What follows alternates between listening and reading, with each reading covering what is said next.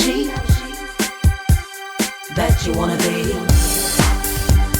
A simple solution that's anti-pollution.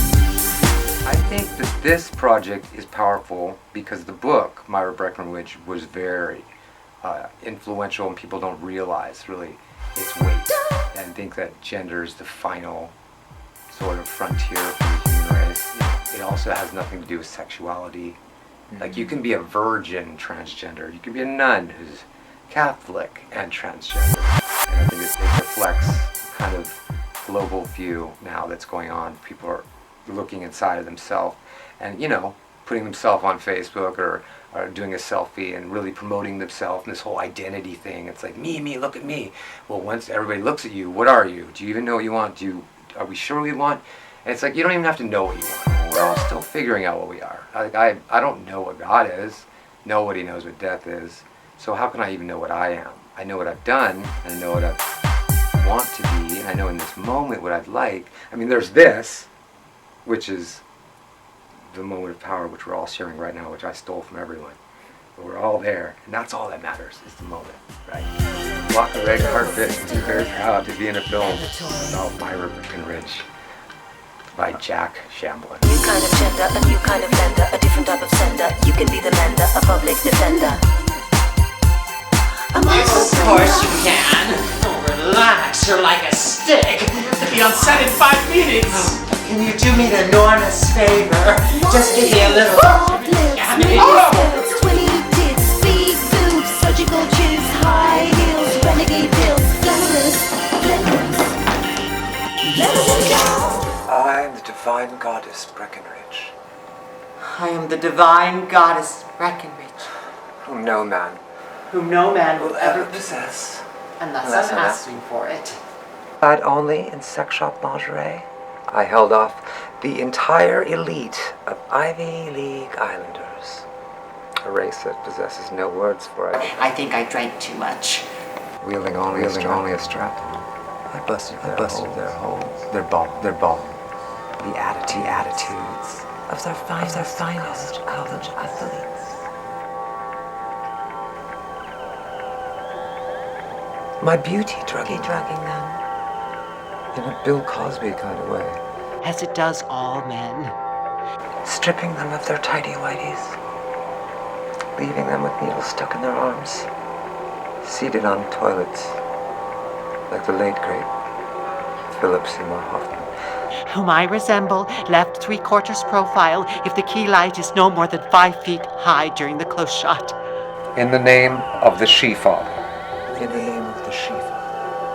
The She-Father. The Lover. The She-Father. In the name The Holy Brother. And the Holy Brother. The Lover.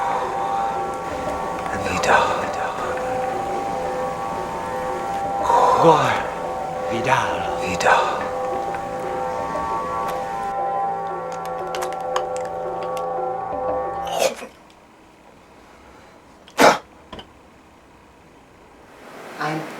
I'm seated now, backstage from the latest string of medical hit soap operas.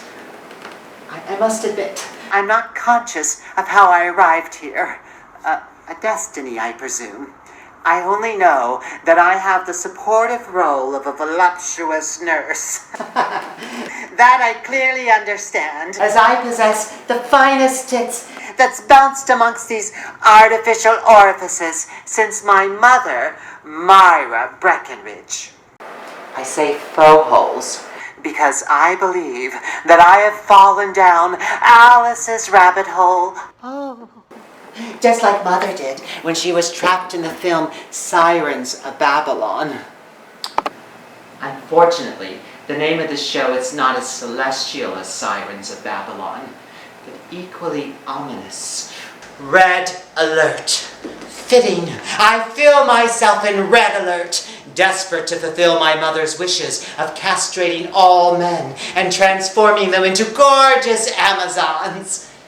But I've made some alterations to the plan, being slightly more modern than Mommy Myra and slightly more appreciative of the masculine form. I'm not going to castrate all men or sexually reassign the entire male race. Just the assholes, the chauvinists, and the Trump supporters. So, I have the mission of judging and giving new sex identification. I'm talking about massive sexual reassignment and mandatory sexual reassignment to all men who appear either hyper-masculine, hyper-oppressive, or hyper-obsessed with populating. And why, you might be asking yourselves? Well, let's just look around. Over 100 million children a year die of starvation. Absolutely hideous. There are currently 27 recognized wars now. My ward would propose little bloodshed in comparison to public mass shootings. Just the essential nips and tucks necessary to change a man from a dick to a cunt, thus making gorgeous, fun-loving, and sterile Amazons. And by 2073, decreasing the world's population by 90%.